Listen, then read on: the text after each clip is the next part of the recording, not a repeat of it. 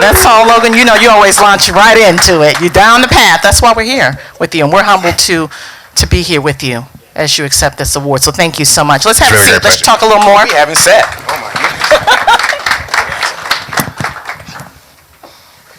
goodness. Excuse me. Well, you know, it's always like the homie is in town, right? On one level. Yeah, no, absolutely. But something more. I think you know, we see why Logan brings so much more with him when he graces us with conversation and with his talent. We're here today to not only celebrate this award with you, Logan, but we're here for a program called The Big Break. And this program, the idea of it really sprung out of a Disney exhibition that we've got here featured in our Changing Gallery. It's the soul of jazz and American adventure. But more than that, most of you who have seen the movie, let's see how many of you have seen the movie. Can you raise your hand if you've seen it? Great. Okay. Hopefully we'll have another opportunity to screen that here as well at the museum in a month or so keep your eyes out for that. But if you saw the movie, there were many themes that were running through it, not only this kind of adventure of a soul and a spirit and what that means for the purpose of life, but also the meaning of the music. We know that Joe Gardner was the music teacher that was central to the story, not only blessed with being able to teach young folks, like many of those of you who are in the audience, but also really seeing himself, really learning who he was through a particular moment, a kind of a big break moment for him, where he had an opportunity to play at something called the Half Note Club. And many of you who have been in New York City know that a lot of the clubs there, it's major when you get on those stages. And it's major when you get on this stage here at the Blue Room too, so I should also mention that. But I want to say about that big break moment, it was life-changing for that character, Joe Gardner, and many others who went on that journey with him. And so we wanted to explore this sort of path and this story of journey and narrative and the ways in which we get to where we are today with Logan, one of our Kansas City luminaries here in town. So let's launch into it. I'll tell you a little bit about Logan's bio, although he gave us quite a bit of the background. But we also know that Logan is considered by top critics as a breath of fresh air for the future of music.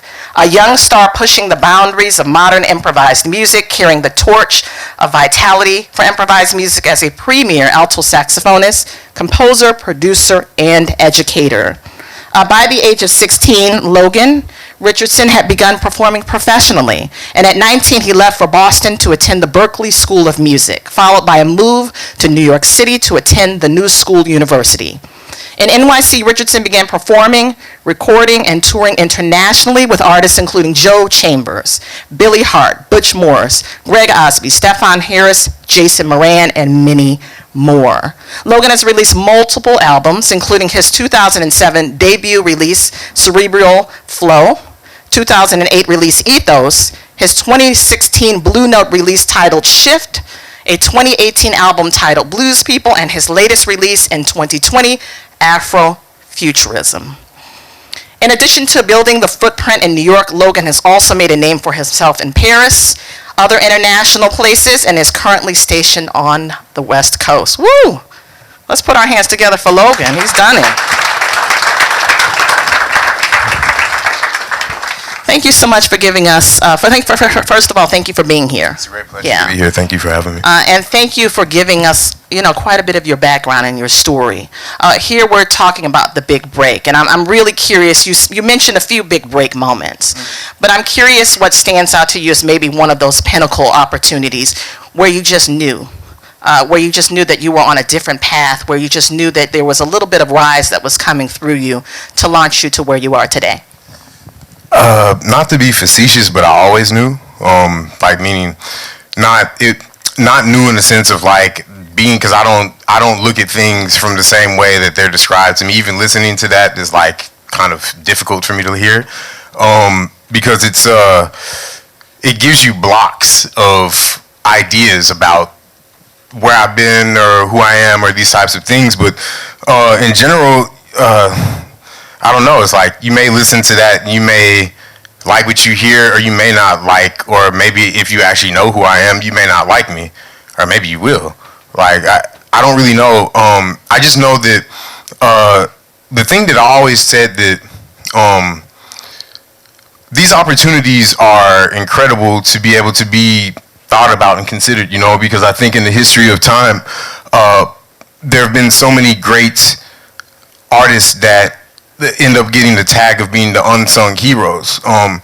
But it's funny when you ask me about this, my big break, for example, I had many, I constantly had big breaks. My life is a big break, basically. But it's true. And it comes from many different sides. Like, if it's because I get to go perform with this person, playing this book of music, or I get to travel to this country for the first time and go play music and come in this particular type of way. If I get to produce an album for this artist, or write a song for that artist, or play piano on this, or do a string arrangement over here for this. These are all big breaks for me. But big breaks, like when I think about that, is one in particular. I remember when I was 17 years old, and we had migrated, I think, from East 55th Street, where I pretty much grew up my whole life, East 55th and Swole Parkway, more or less. And then we had moved over to 41st and Oak for an interim period before my mother lives out in South KC now. And so one big break came when we moved into this house. Unbeknownst to me, the great Ahmad Al-Adin literally lived at 40th and Oak. So he was like a 2-minute walk from my house. And so then, fortunately, at that same time, because I had already been going to the Jazz Institute over across the street, I was already studying with him. Then I was able to get a grant to be able to study more. And so then I just would walk down the street and study. So did this for several years, obviously. He had been mentoring me ever since I was 15 or so, directly or indirectly, But one big break was we were sitting there. I was telling Tom this on the phone the other day. And I remember Al-Adin said, he said, he had a very particular way of teaching me, at least, And it was like, he said, that you can play anything you want. All you have to do is know how to get in it and get out of it.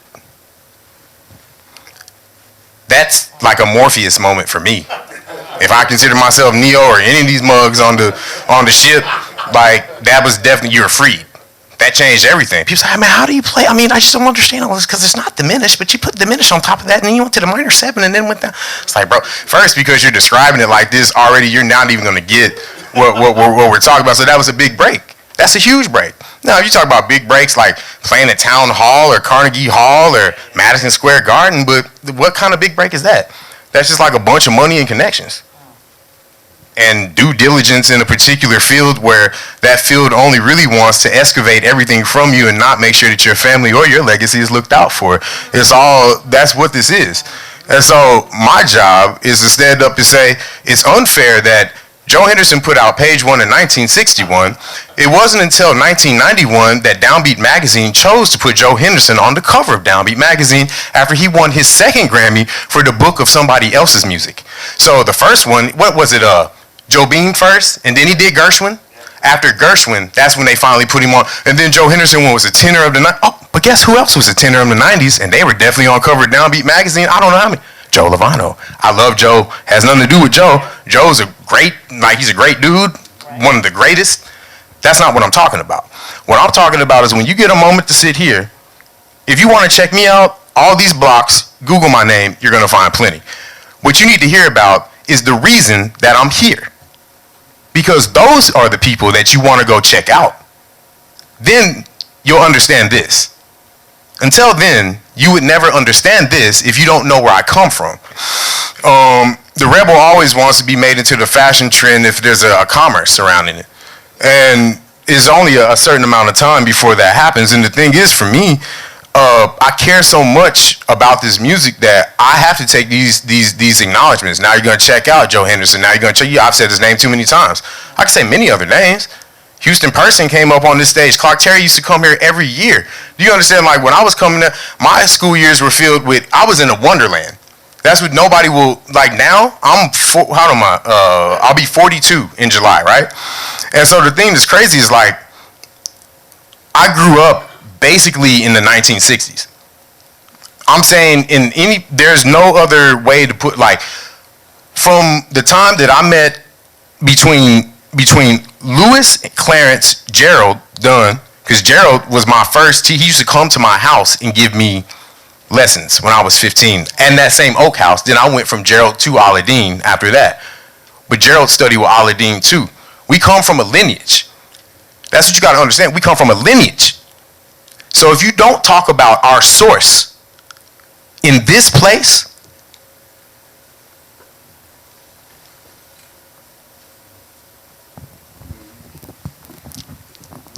I think as you hinted to, thank you so much. You know, Big Break also encompasses the breakthrough, right? The breaking beyond, the breaking of boundaries. You know, lately, since the pandemic, I've been getting into more of these musical biographies. I just finished Rick James today in the midst of Kanye West and beyond. Super intriguing. Oh, yeah. You know, good and bad of it. Exciting, good though, and bad right? of it. But absolutely, I think both of those are examples, and many others, of really breaking through some boundaries of music. And I hear that in your sound and what you do. Well, yeah, well, I appreciate that. I mean, only to reference that is to say that this movie, then, would be the calculation of a story finally being told about one of these people that, do you understand what I'm trying to say? So you could imagine the teacher could be Ahmad Aladdin, for example, and they could be telling the whole story about how when he was 10 years old, he shook Charlie Parker's big old hand at the corner with him with the other kids when they were outside of elementary, like in 4th grade or something. Isn't that exciting? That happened in your town. That happened right around the corner. That man spent his time down. He went up there and was playing with Billie Holiday in the Mutual Musicians Foundation, the first black union located right around the corner, established in 1917. Call your local 627 or the Mutual Musicians Foundation, or if you really know it, the foundation. You're sitting in the reason that popular music exists. This is what I'm trying to get you to understand. There ain't no Rick James without Jay McShann. So this is a systemic problem. If we cut the roots, what flower are we going to have? And they name those roots. You know, you're mentioning that, Louis Jordan, you know, Rick James, all of those folks, a lot of them started with jazz. And that's what I love, because even when I read Jimi Hendrix' autobiography, one of the things that struck me, and I wasn't aware of this, was like one where it was like when you hear him, like, as people I guess maybe would think he's shredding, or it's just kind of a simultaneous stream of notes, a wall of sound. He was trying to create sheets of sound as he interpreted from John Coltrane. But much like if you listen to the Donny Hathaway Live, he talks about studying with Yusuf Lateef harmony, who's like one of the greatest harmonic teachers ever, and also he was working on writing an opera. You know, Ray Charles played alto saxophone and he played jazz, and like he also played, like for me it's funny, like Whitney Houston is a jazz vocalist, but she was not marketed this way. Like Bjork is a jazz vocalist, they're not marketed this way. So marketing is everything on a certain level in terms of the way that we not only see the artist, but get to the music. And so when we come back even to this, I love this, right? It's always great anytime that we get to see inspiring film that shows us that we can always reach our dreams and push harder, right?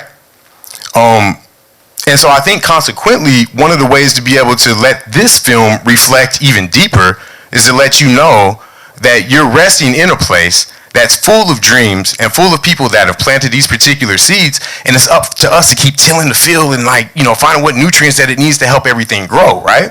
And to create more of a relic to where it would be great to, like, in a sense, like, find a way to I don't know, be romantic with the other stories, like, because I find their stories interesting, but I'm also very interested in, like, who his teachers were too, you know?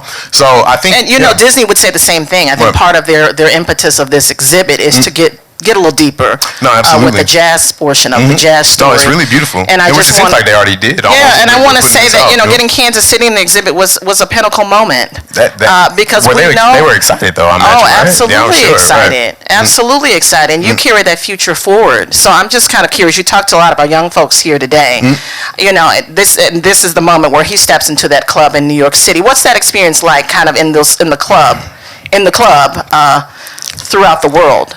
What's that experience been like for you? It's been incredible. I mean, the thing is, I'm honestly not trying to be difficult. Just my walk has been very different. I was doing that when I was 16, 17, 18. So by the time 19, 20, I didn't even leave for Europe for the first time until I was 26 or 27. Went on the road with Nasheed Waits, Jason Moran, and Taras Mateen. This first, and after that, then I took my band on the road over to Europe. So before that, going to New York, yeah, it was great. Like when I went to New York, I give you an example. Like I got there. For me, my target was this. I said, okay, I always wanted to play with Gerald and play with Clarence and play. I wanted to play with my teachers, right? So I said, all right, if we didn't get to have that time as much as I would like, and we did. Like, we did gigs together. I did gigs with Clarence when we were 16. And Mom was like, we've done gigs, you know? And with Gerald as well. We played in the big band together. So what I found is one of the greatest ways to be able to bond was to be able to like get to actually in real time be with my teachers. So when I got to New York, some of my biggest breaks came because I targeted my teachers because I wanted the knowledge, but I also wanted to be on the bandstand with them too if that was a feasible thing in the situation. So my energy, I never said anything. My energy was always like super amped. Like, I mean, that probably isn't surprising, I guess. But I'm just saying that, so, okay, for example, I took one semester I could only take 9 lessons, so 6 of them were with Vincent Herring, the other 3 were with Carl Allen.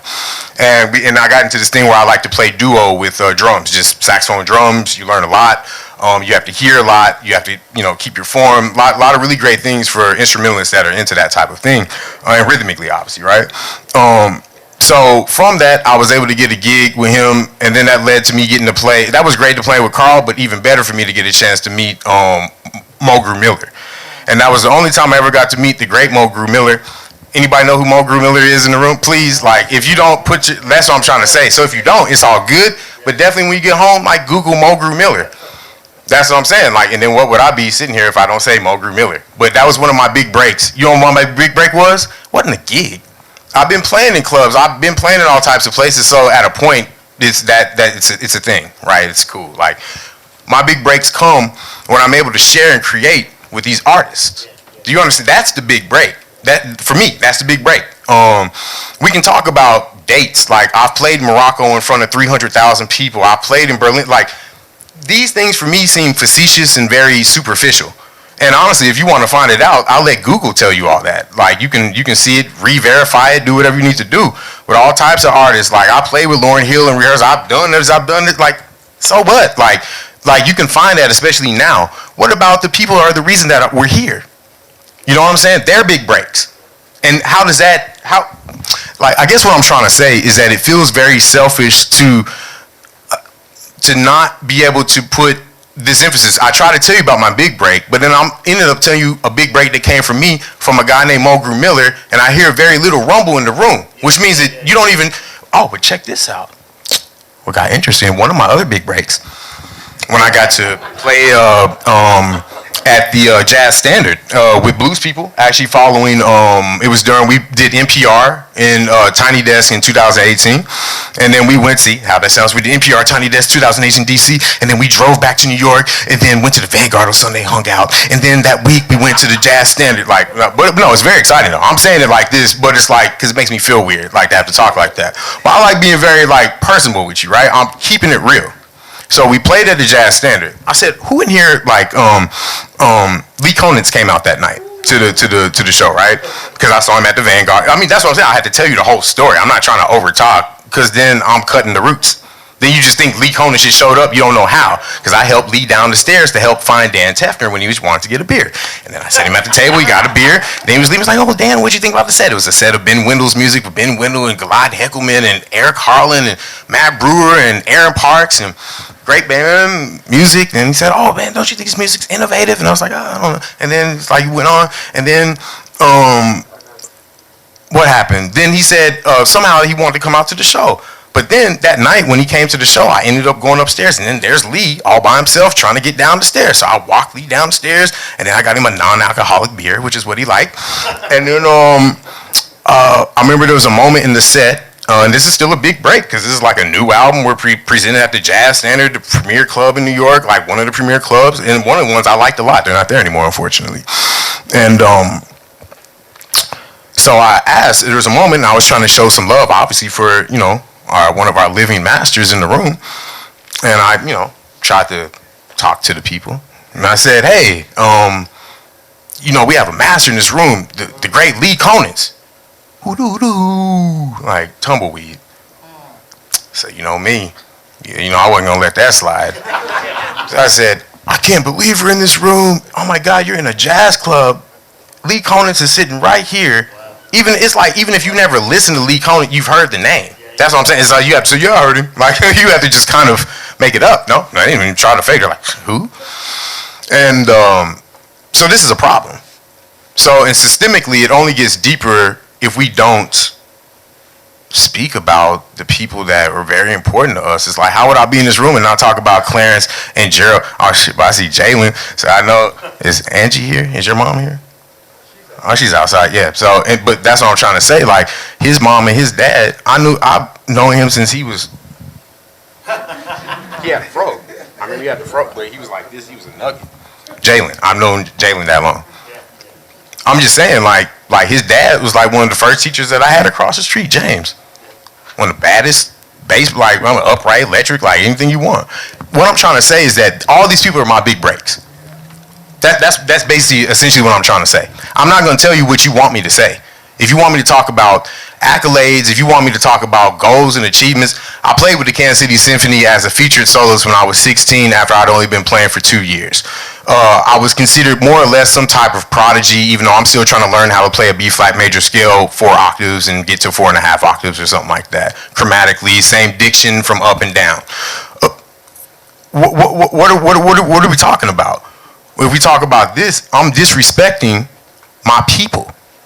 Do you understand what I'm saying? These are my people. So if you never call me back for another thing, that's on you. But you're going to see me again showing up to dinner. Because I show up to dinner because I'm going to make sure that everybody eats. And if they don't eat in this life, then it's for the ancestors to sip on the earth to make sure that they're sipping in the next. But this has to be something that we put forward, not only for our family. You understand? But it's for our musical family. How can my big breaks matter if I'm not even aware of their big breaks and what mattered to them? It's an echoing effect. It may be fatiguing to hear, like a broken record. I'm sorry, but hey, it's more fatiguing to know that people are overlooked. And the thing is, I understand that we have varying ages in here. I see the ages, but trust me, I've seen 5-year-olds handle master's level information. Me basically being like, look, you don't have it together. What you need to do is go home, play your long tones, and they're in there. Versus you deal with masters who just sitting up there like, long tone, really? Huh? This type of attitude for our history makes a difference, right? That's all I'm trying to say. So a big break only comes about because we have respects for every big break that we don't know about, and that my hunt is being able to tell the story of everybody else, not to tell my story. We're in a time where you can read my story. If you want me to tell you my story? I love all of you, and I want you to be the best musicians and the best artists and the best human beings, mostly. Because if the human being's right, then everything else is going to follow suit. There's always going to be holes if it goes the other way. Let your sensitive side, your animal, trust that. Musically speaking, neighborhood speaking, however you navigate yourself in life, trust that. This is one of the things that gets stifled in education, or one thing that gets stifled in a big break. Big break. What is a big break? Everything's a big break. So honestly, what I'm trying to say is that it's hard to pinpoint one place. Oh, but I'll tell you one that's coming. So one I really like, meaning for me, like after the Blue Room here, because it was like, that was huge for me when I was 17. The next one, we're getting ready to play at the Village Vanguard in New York. I mean, I played there several times as a collaborator. Been nominated for a Grammy a couple years ago as a co-collaborator. That's what I'm trying to say. Do you want me to talk like this? I can, really well. But I just want to make sure that you understand that big breaks are happening all the time. And one can't be bigger than the other because they balance each other. But the Village Vanguard is a really big one because for me, it's a very important venue, and it's one of the venues that's still exactly as it was like back. So when you go in this room, you can feel the energy alone, and then to know that just everybody sat in that chair in that corner with the radiator, and so that one. I mean, you could probably say that one. That one means a lot to me. To get to lead a band in there, and to get to do whatever I want, which I was explicitly told, which I like that. Because then that allows more room for more people to come in so they can have their big breaks. I'm going to have you grab your horn in a minute. I'm just thinking about that. So just cue up for that. But as you're talking, when I was in New York years ago, visiting for a moment, checking in with some friends and such, I was telling folks, I'm coming from Kansas City. They immediately said Logan Richardson. And so that meant something to me. In the ways that you go travel around the world and you say Kansas City, people say Charlie Parker, right? That name just instantaneously came out of the mouths of folks in New York when I stepped onto the scene there. So you talked a little bit about that in terms of the influencers of you. What does it mean for you to rep Kansas City?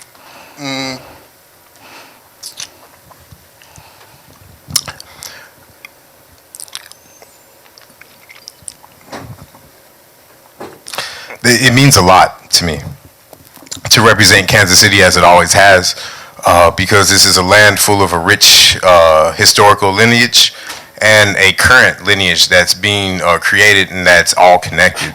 And so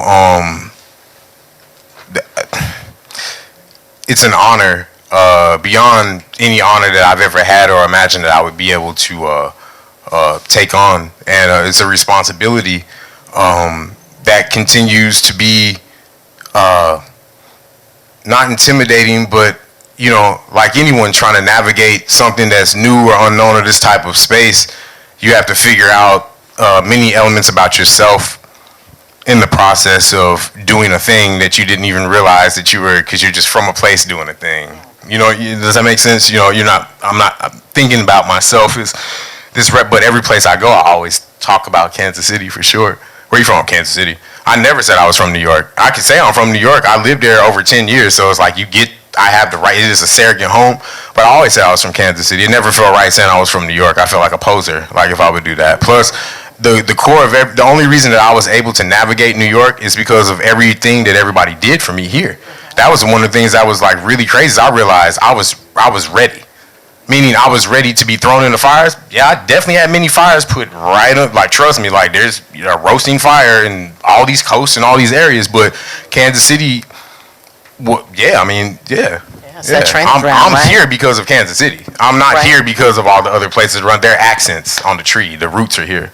So it feels incredible to be able to represent the city and to continue to try to grow as a human being, to learn how to express and keep these kind of rant and raves a little bit more compounded, but they're heartfelt and they're real. So you can take it or leave it. If it makes you uncomfortable, I hope that it doesn't. I hope that there's something inside of any one element that I said that makes you think of something that'll allow you to get deeper in your music and even more your human being. Your human being is great.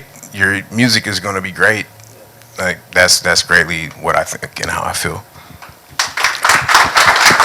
Wonderful. Did you bring your horn? Yes. Okay, can you grab it for us? I will. All right. And finally said, if your human being is great, that's your biggest break in life.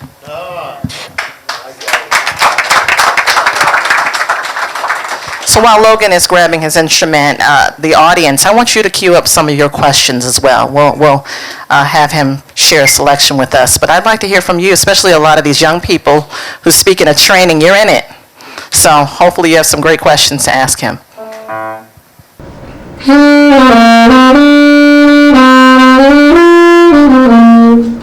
ever had a little lamb? That was actually the first one that I learned how to play with a paper saxophone that I made because I didn't have a saxophone, so I wanted to learn the fingerings before I got a saxophone. So it wasn't quite a saxophone, but at least it was a stats. I knew that was a D, that was a B, that was a F. And but most importantly, that was a B, a A, a G.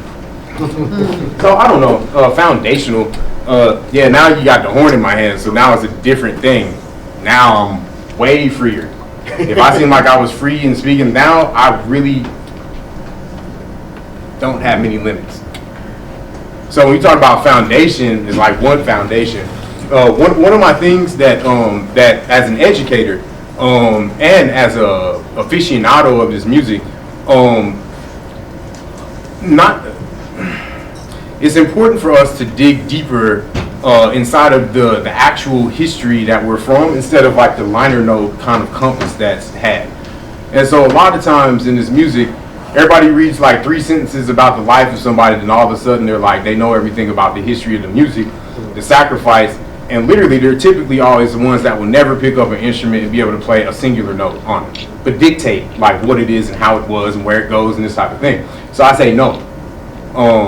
So when I think of something foundational, like Let me see. My mouth's a little dry. It's very dry outside today.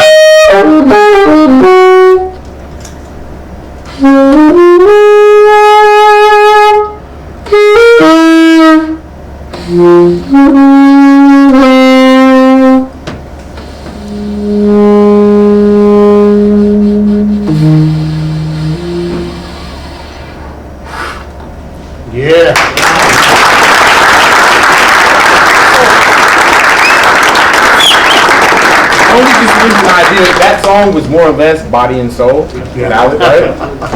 But the thing is that what I always like to express is that no matter how much something starts in a place, no matter if a note has a dissipation, if it has we try to control like our emotions. Like meaning I can speak like with this tone, but I can also speak with this tone, and this tone is like a lot more pleasant, and you feel a little bit more at peace. Maybe I'm a sociopathic killer or something. Everything's okay. You understand that my balance is perfect. I'm never depressed. Never quite happy, but everything's good. So what we like to do is be able with the music.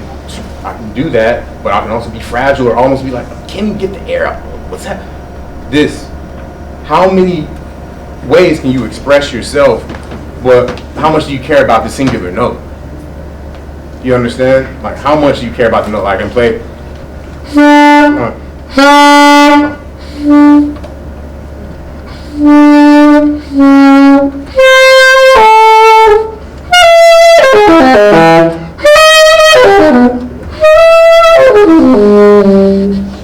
Can control all of it, right? But you have to be in touch with like what you want. It's not saying that you've arrived and now you can do it. It's like what you're striving for, I think, you know? And so for me, I'm trying to speak more when I play, kind of like the singer-songwriter says, I found this shiny red apple, I showed it on my shoulder, ate it, and it's sweet and great, and I wrote this song. So that's what you heard, basically. And that and like an amalgamation of just some freedom and some things inside of that, but I try not to lose the context of where it started, basically. Yeah. Which is why I think Body and Soul is so poignant, right? You know? Because it really talks about that connection between sort of your spirit and your Ideally. physical self. Ideally. Not to mention, Soul, the film. That's right. How about a couple of questions? We're getting close to the end of our program. I want to make sure that we take a couple of questions. And if you can get the mic too, just so folks can hear you. No questions from this group? There she is right over there. All right. Can I go up there? I can give you Yeah. Sorry. Okay. What is your experience with guitar players? In what regards? Just playing with them at like a gig or something. I'm addicted to guitar players, actually, in fact. No, I mean, really, basically, every band that I've had has been, is that true? Oh, yeah. You could have stood here, I would have been like, every band I've had is literally had a guitarist in it, minus, hold up, I'm thinking. No, every single band has had, in fact, I added a guitar.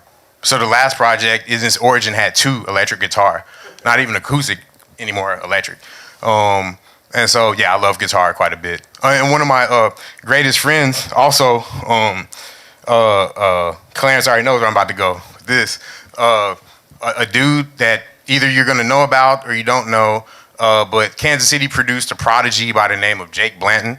Don't know if you know who Jake Blanton is, but he's one of the baddest dude, like, it'll seem a certain way because I'm relicking back on like a 16-year-old dude, and he was my elder, at least a year and a half, 2 years older than me. But man, I'm telling you, prodigy, like pure, like if you want a picture perfect example of this, meaning literally sounded just like Pat Metheny when he was 16, and I mean all of it, had transcribed every single album, every song, knew everything, and was like a Beatles fanatic too. Yeah, no. So I mean, you're like insane. You as a kid, you can't imagine how inspiring that is. So being set on a whole other level, and he played guitar. He taught me in algebra class how to read out of the Charlie Parker Omni book what a G7 was. You understand? Oh, you got to remember. You play G major scale. It's like an F sharp. No, this time you play F. Now, oh man, hook me up. Big break in algebra class. Jake Blanton. I promise to God though, it sounds like I'm making fun, but it's like I tell this story like it means a lot. I mean, I was playing at Madison Square Garden, supposed to mean more than when the dude explained to you what a G7 is. I wouldn't be in Madison Square Garden if the dude didn't explain what the G7 was. That's all I'm trying to say. So yeah, I love guitar. That's how I answer that question. Yeah, I love guitar. Yeah, sure. Excellent question. Absolutely. You play guitar, right? I see a guitar right there. You play guitar. Oh, it's a plug question. I see. No, I'm joking. Others? Oh my gosh, it's so good to see you, Logan. I'm putting this horn down for a second. Oh. Logan, bless your heart. Oh, it's so good to see you. How are you? I'm doing all right. You're so right. Oh, thank you.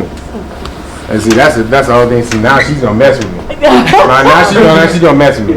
Now I'm sitting there. I'm not saying this. Like, you gotta understand, this is one of the first musicians and artists and ridiculous. Like everybody knows who Lisa is, obviously, right? Yeah.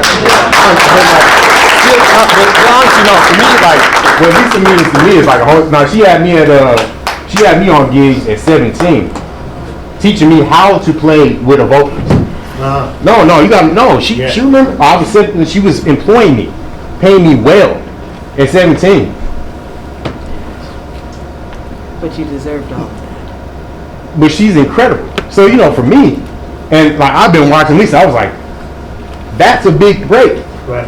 I promise, like when I got to go, what was the name of the club? Not 427. What was that club that was right there? I know what you're talking about. I can't even. Because you had the resident. You remember the one that was down in the. Yeah. Who remembers that? You remember Plaza 3. Huh? Plaza 3. Was that Plaza? That was Plaza 3. That was Plaza. Yeah, down in the Plaza 3. Okay, Plaza 3. Wow. Right. Yeah. I'm sorry, but God, it's been a long time. No, yeah, it's this. I feel like this whole circle of life moment because I remember you when you were back in the day. So I'm so happy to see you. Can you talk to, because the guitar player happens to be one of my vocal students as well. Oh, great. Yeah, and so I want you to talk a little bit about how vocalists can go beyond the superficial and start to dig even deeper into the music, just like what you've done with the horn, because I think that we get kind of locked into this sort of singer with cute dress on and she's going to sing a couple songs and that's it. But I've always seen the singer as like another horn or just another instrument in the band. So can you just speak to that for not only the vocalists but also for the instrumentalists of the Institute who might want to just who are going to be playing more with vocalists as well? Wow. Yes, I will speak on that. I agree with you 1,000%. Meaning that all I do pretty much these days is listen to vocalists. And all of my comments and all of my whatever, like you can ask my wife, is like to say, like I'm always talking about. I'm talking about it. So let me get into it. So yes, the same element that I think I was speaking on before about this imbalance in between the way society's functioning is lended itself inside of the black improvised music realm in regards to looking at how objectified the vocalist becomes. Now we can look at the woman, but honestly, even when you look at the way that they want to present a lot of the men nowadays, would be just the inverse. Put on that suit, like get up there, be charismatic, talk to the camera, like get in there, do this type of thing, and then boom, you're out there, glistening and shining and ready to go. Music becomes secondary, and a lot of times the thing that'll be crazy is that some of these artists are actually extremely talented and whatever, but they can't on whatever level display this type of thing because that's not the marketing scheme of what's going on and what you're supposed to do, right? And so to come back to the importance of the voice as instrument, it's incredible and impossible to imagine that instrumentalists have some type of upper like a lift nose or some type of looking down upon perspective on vocalists. First, they were born with their instrument. So It's the original instrument. yeah, it's the original, and honestly, I think a lot of times, a lot of people become anxious on whatever level or want to demean the vocalist only because they can't sing and they have no control over their own instrument.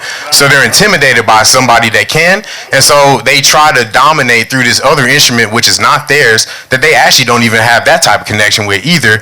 But it's a weird type of thing that that exists. It's a particular type of bias, and I always saw this. Even when I was coming up, I remember when they didn't even want to let, not getting off the same, but it's even drummers experience that. I was like, oh, you're a drummer, just play 20 bars of 4/4 and you're good. What? They need to see music too. They're playing music. What are you talking about? Like, so this type of thing has always unnerved me. And yeah, so for the vocalist, first, I think that the vocalist basically should always, if somebody had to be the baddest in the band, like they're the ones, like if it's between the vocalist or the bassist. No, it's not what people think. Oh, the piano, the drums, and these are all the people that want to get their flex out. If you have a band and you have a bass player and you have a vocalist and they're not happening, Tell me how important anybody else in between the harmonic spectrum is.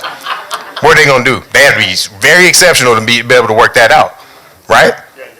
So all I'm trying to say is that the voice is capable of doing anything well beyond. I mean, you have Lisa for one. You hear her sing, right? So it's even incredible for me that I would even have to speak on that, because when she sings, it's already clear. Like all of that, because that's how she handles.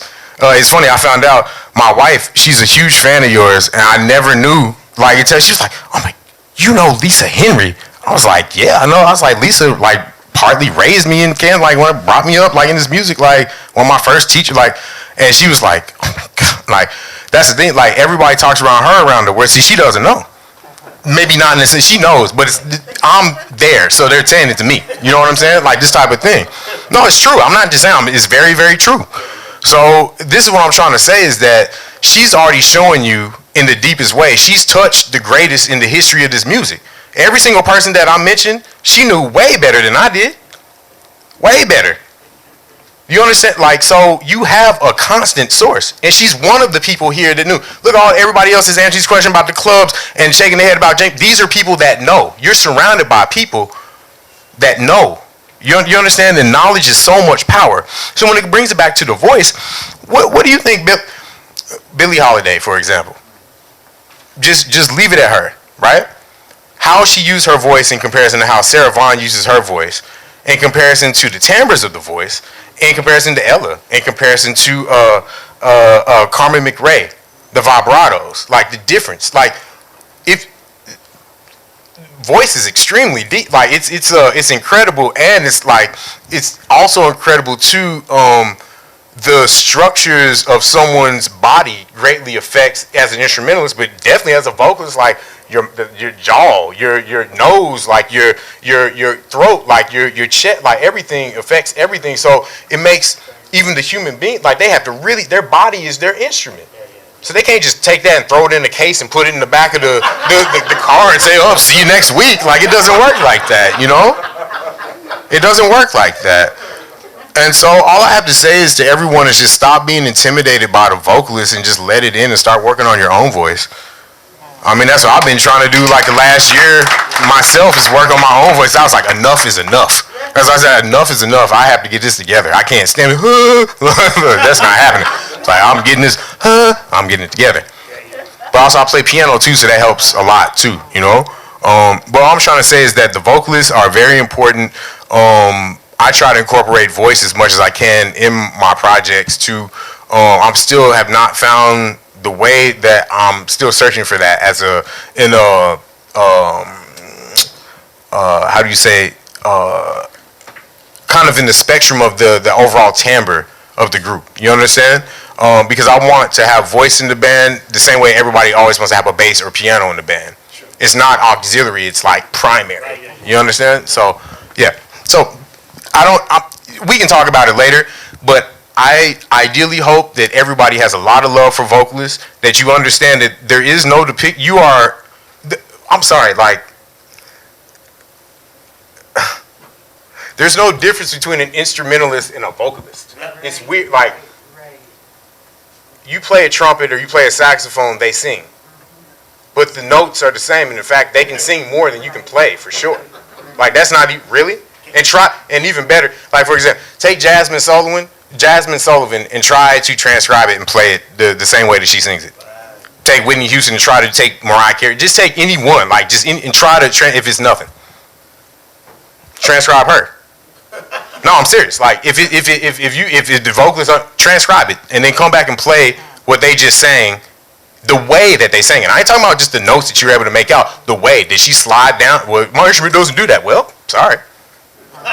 Figure it out, because but this is for me. I'm heavily on the vocalist side. What do you think John Coltrane was, a saxophonist or a vocalist?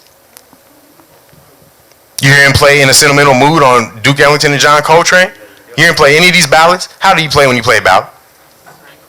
Charlie Parker. Was he a saxophonist? Was he a vocalist? Wait, just because you hear a steady stream of notes, you don't hear the notes that rise. You don't hear the glory. You don't hear the voice. Like if a vocalist could have sang it, it don't matter. Or if it's like it doesn't matter. Like they can sing it. They can sing all that. You hear Luciano Pavarotti, and you think, are you serious? The voice will break a glass. I've never seen like a trumpet or a saxophone or like a bass or piano do something like that. Even drums, really. I mean, sure it could, but like. You understand? I mean, it's a power. You know, it's power. Lift your voices to the heavens, like sing to the Lord. Sing to the Lord. They didn't say play to the Lord. Sing to the Lord. You sing to the Lord, right? You sing. We were born with that. Everybody wasn't born with a trumpet in their hand or some drumsticks, but we have the voice. You think about even lift every voice and sing. Lift every voice and sing. Like, yeah, and you lift everybody when you lift your voice and you sing. That's right. Even when everybody ain't singing all that well, like we pull it together, you know. Oh, it's true, you know.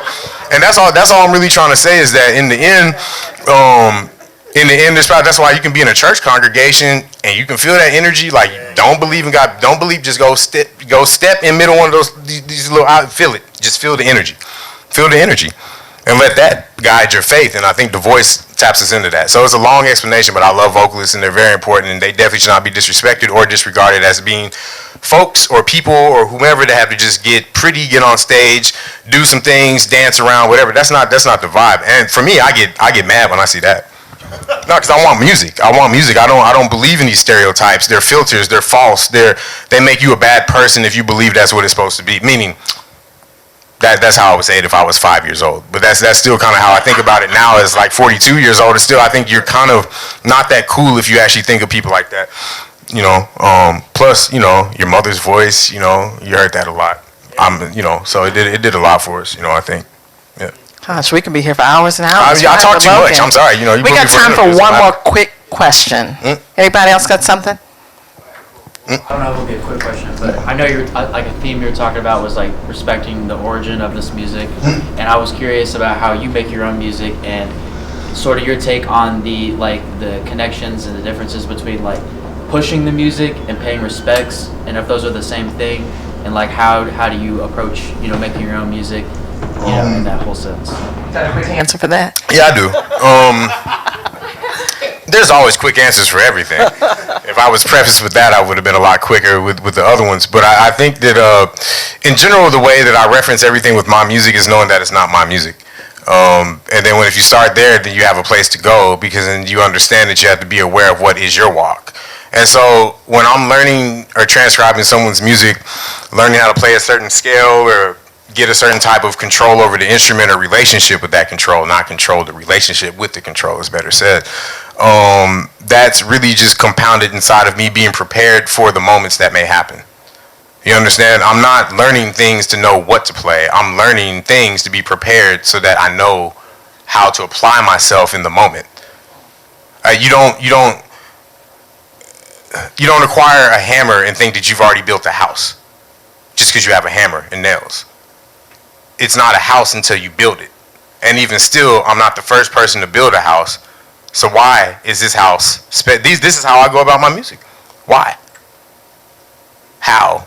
How can only come from why. If I don't understand why I'm there, even if it's purely just raw, then there's nothing tangible to be able to grab onto.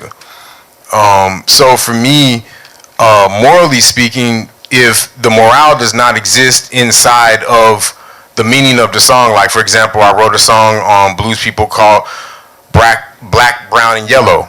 And the whole chant is black, brown, and yellow is so beautiful, so beautiful. Black, brown, and yellow is so beautiful, so beautiful. So that's just getting to it. Black, brown, and yellow is beautiful, and that keeps it very broad because many folks are black, brown, and yellow. So you can figure that out. So, but the whole point is that there's a meaning behind how I'm getting. Sometimes the meaning gets shown to me after the point, because I'm a vessel. And this is how to answer your question. Do you want a concise? I could have said this first, but I'm still gonna give you a longer explanation. You want to be concise? Our role as musicians or artists or whomever, where we have an ability to connect, right? We're messengers, right? We can agree on that? And so if I was a bike messenger or any other type of messenger, which is basically rule number one of the messenger.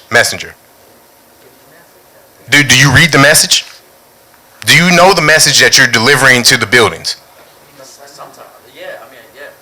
No, you know where you're going, but the messenger themselves are not privy to open up the package. They just have to take the thing from one address to deliver, to receive and deliver, and to be prepared to do so. Correct? This would be the definition of a messenger. So that means they don't know if a bus is going to swerve in, but they got skills on that bike to make sure that then that's why they've been riding in the mountains and doing all type of crazy stuff, because now they're prepared for what may not happen.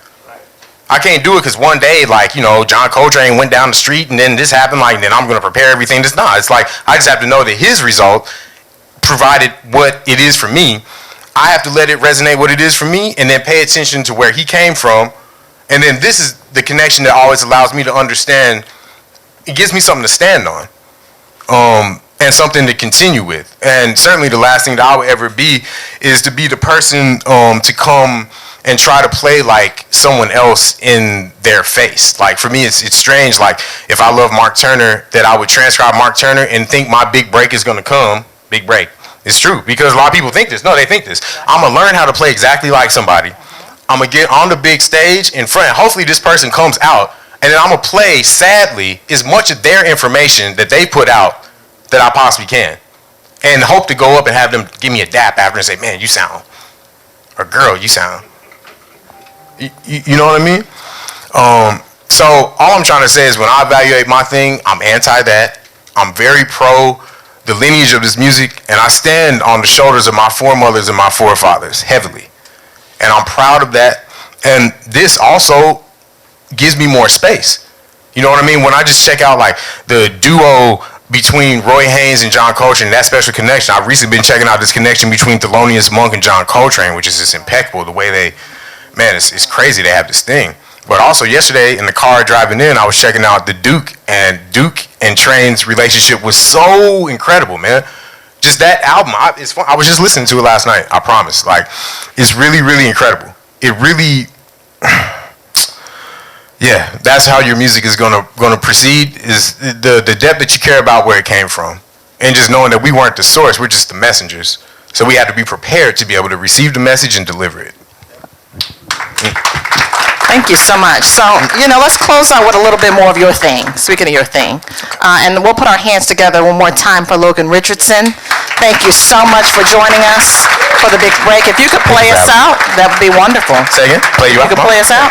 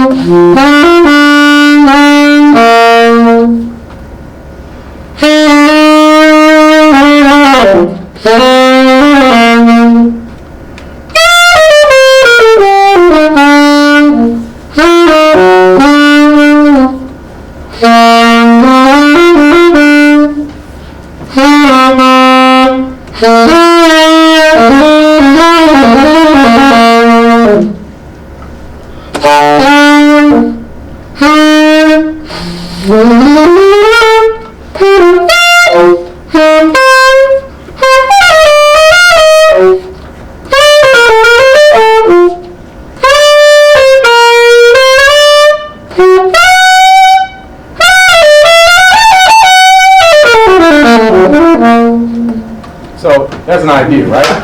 So we have to do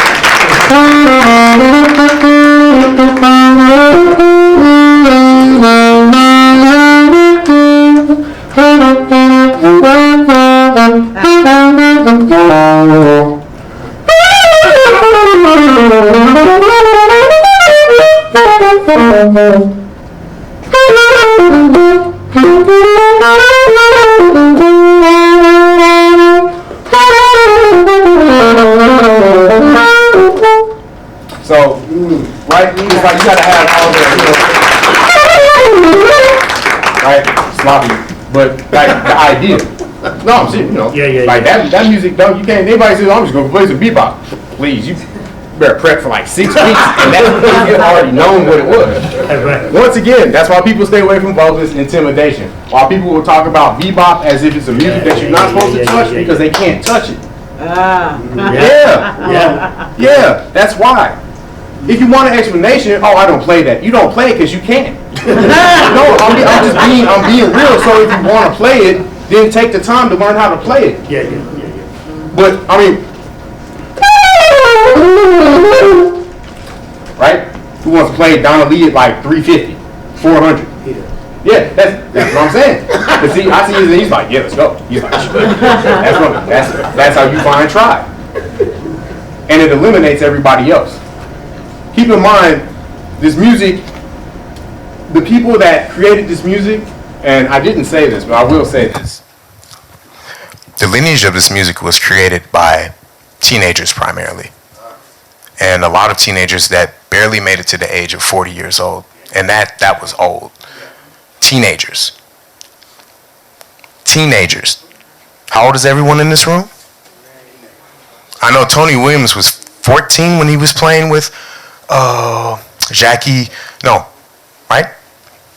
with alto, Connecticut, Jackie McLean, thank you.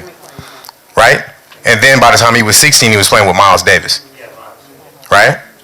16. But no, by the time he was 16 playing with Miles, he was reevaluating what the drums meant to the whole lineage of the instrument.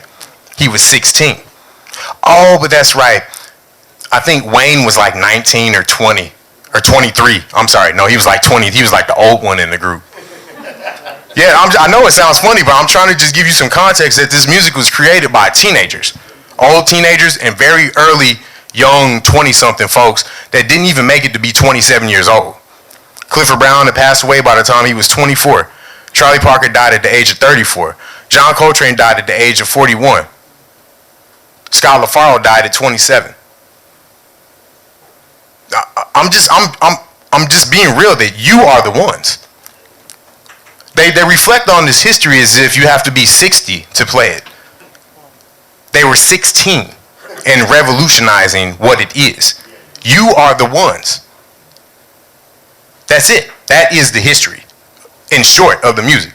Herbie Hancock was not 60 back in the 1960s. It's true. But when we teach the history, everybody wants to think that Herbie, he must have been like the age he is now, but he's like playing with I know he's 22, but it's... So just pay attention that you're the ones with the power. And just know that I believe in you very much. I could have spoken to you like this the whole time, like candy and sugar pops and things like this. But I believe we're above like the amusement park level of kind of like, Billy Bob up here. Like, get it together. This music is serious, and it's as serious as everyone's life that has given their life for us all to be in this room talking about this music. I love it very much. I love you all. And I thank you for having me here at the Big Break, because I didn't even know what a Big Break was until I had to sit here and think about what the Big Break was. And honestly, I have to say, even if it sounded funny, my whole life is a big break, and I thank God for that. And trust me, there's a whole other weight that comes for that too. So, Thank you. Thank you. Well, certainly this is a big break for all of us, so thank you so much. Let's put our hands together again for the one and only Logan Richardson.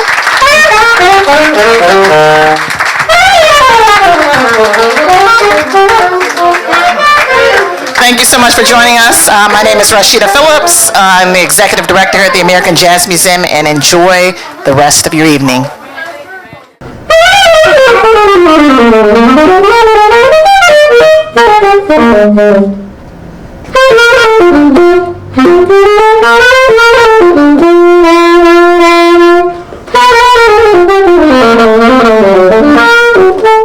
That's an idea, right? So